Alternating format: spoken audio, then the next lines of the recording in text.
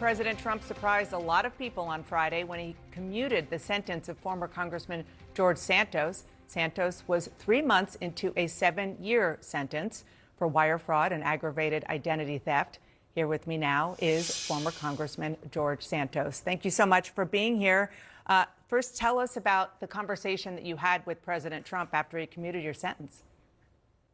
Thank you for having me, Dana. So, look, as far as having the conversation and its nature, I'll just leave it at the president was very kind, and it was a humbling experience to have the privilege of speaking to a sitting president of the United States. Where I come from, that's just not something that happens, and it's not normal for my family and I. So I'll leave the contents of the conversation private. It's also not normal for a president to commute the sentence of somebody like you who pled guilty to the crimes that you did. So were you surprised that this happened? Did you expect the commutation? I had no expectations. I wasn't even aware until I learned it off of the chyron of mainstream media inside of the prison myself. I had just been released from segregated isolation after 41 days for absolute no valid reason other than retaliatory warden. So sorry, I learned it from the TV. Yeah, so I mean, that's incredible. You were standing in prison. You looked up at television, and that's where you saw that your sentence was commuted? More like I didn't see it. Other inmates saw it and called me over to see it. I was not in the room at the time, and then I made my way to see it. I called my family, and they told me it had happened, but I was not aware. It was a surprise. I want to just read to you something that your fellow New York Republican, the Congressman Nick Lalotta, tweeted after he saw that your sentence was commuted. He said, George Santos didn't merely lie, he stole millions, defrauded an election, and his crimes, for which he pled guilty, warrant more than a 3-month sentence. He should devote the rest of his life to demonstrating remorse and making restitution to those he wronged. Another New York Republican, Congressman Andrew Garbarino, who is part of the ethics committee, at least he was when they were investigating you, said your victims haven't been made whole and that, quote, he has shown no remorse. The less than 3 months that he spent in prison is not justice. What's your response? Look, they're entitled to their opinion. Look, Dana, this isn't about tit for tat. It's not about revenge. It's not about retribution. It's obvious they are my critics, and they have the right to do that. And they have the right to say whatever they're saying. I'm not going to sit here and go on my former colleagues, Lalotta and Garbarino. It's just, that's not what it's about. For me, I'm looking at this very simply, Dana. I'm going to look to the future. I've learned a great deal and a very large slice of humble pie, if not the entire pie, for the experience I had at FCI Ferreton under the care of Warden Kelly. But I will say that this isn't about that. I don't want to rehash and go into these things. Life is too short. I have been granted a second chance. I have made a very concise decision to apply that for good and use that to make amends with my community, with my friends, with my family, and those who I have left a sour taste in their mouth. And hopefully one day get my critics to at least appreciate that I've turned around and done better with my life. This isn't about, glitter, stars, and glam or going back to Congress. So it's really not. This is a very personal journey and road for me ahead. It is not going to be easy.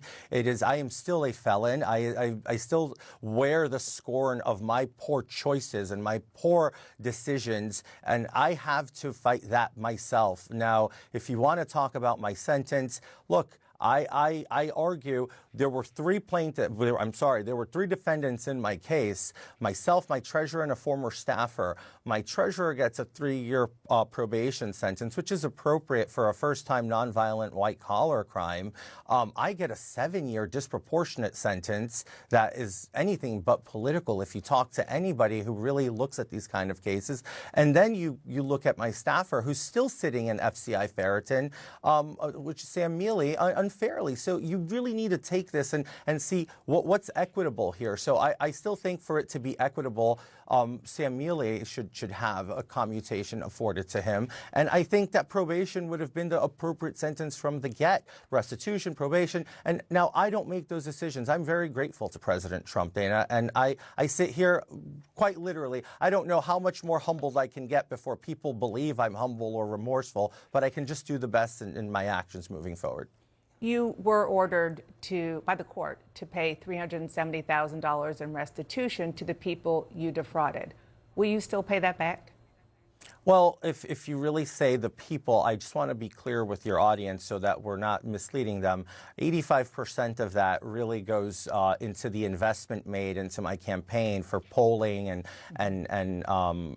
TV ads and literature by the National Republican Congressional Committee. The investment was made to win a race. I won that race. There was no fraud there. This is a case we argued with the prosecution, but they needed to inflate the numbers in order to make it a more appealing case for them in federal court, instead of just going after the mishandling of finances, which, by the way, most members of Congress currently who are still serving in both parties who ever have had issues with FEC filings, they pay fines. Nobody actually goes to prison. So it's inequitable in its nature. Well, this is about a fine. I mean, this is about paying money back. And whether you describe them as victims or just donors to the NRCC, what the court said is that they should get their money back. Will you work to try to do that?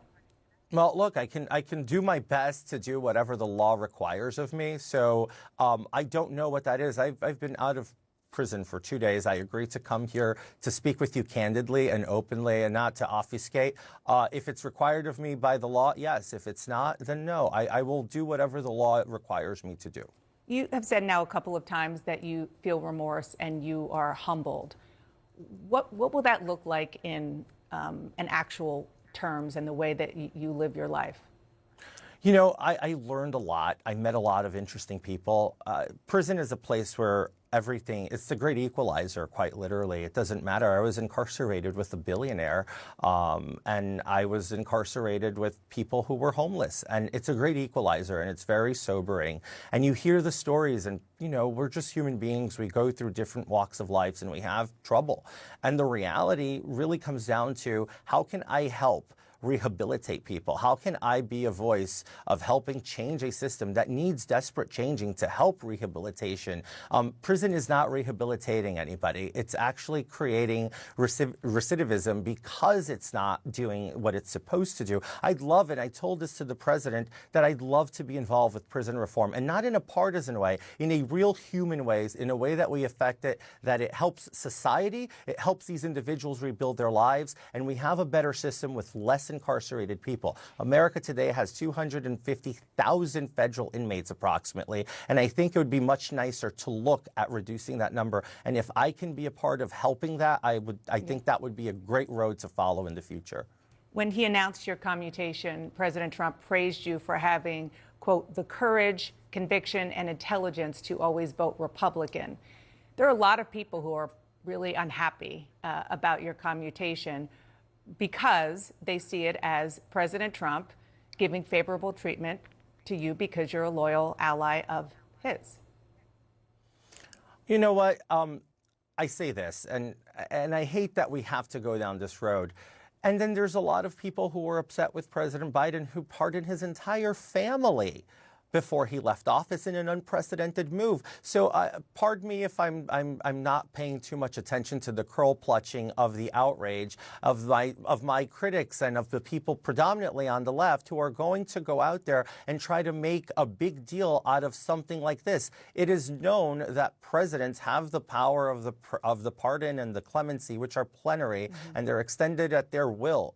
President Biden pardoned his son after he said he wouldn't. I didn't see outrage. I mean, some of your colleagues, to their credit, there was some outrage because there was a lot of people literally licking their wounds because they had said, you see, he's magnanimous and he's not going to do it. He's all about the right thing. So he lied. So I'm not going to debate this, but I'm going to say, look, there's always going to be critics. People are going to like me. People are going to hate me. It doesn't matter whoever gets clemency in the future or whoever that person might be. I'm pretty confident if President Trump had pardoned Jesus Christ off the cross, he would have had critics. So that's just the reality of our country. All right, I'm going to skip over that analogy and just ask you lastly before I let you go. Some of the critics I was talking about, as you know, and I gave you some quotes, are your fellow Republicans. Before there was a conviction, you were kicked out of Congress in a pretty big bipartisan vote. What is your message to your former colleagues now that you are out of prison and you are talking about being humble and having remorse? Let's work for the people. I understand. I was in a chaotic ball of flame 2 years ago. I was my own worst enemy. And I'm sorry. I'm sorry to the American people. I'm sorry to the people of the 3rd Congressional District of New York. I'm sorry to the leadership of the Republican Party who invested their time in me. My chairman in Nassau County, my former chairman in Suffolk County, my chairman in Queens County, my chairman in New York State, along with the voters. I'm sorry. I genuinely am sorry. And to my colleagues who I forced their hands, quite literally, in my own doing, I'm sorry I put you through that. And I do hope that you all continue to work and continue to deliver for the American people, because at the end of the day, this country's worth fighting. It doesn't matter if you go it from the left or from the right. Let's just try to meet in the middle, find out common ground, and let's just deliver a great America full of prosperity for everyone in this country. Any future runs right now? Not. I'm 37 years old. I can tell you this. Not that I can see of in the next decade. I'm all politicked out, Dana. George Santos, thank you for agreeing to come on. I know that you've quite literally been out of jail only like less than 48 hours, so appreciate it.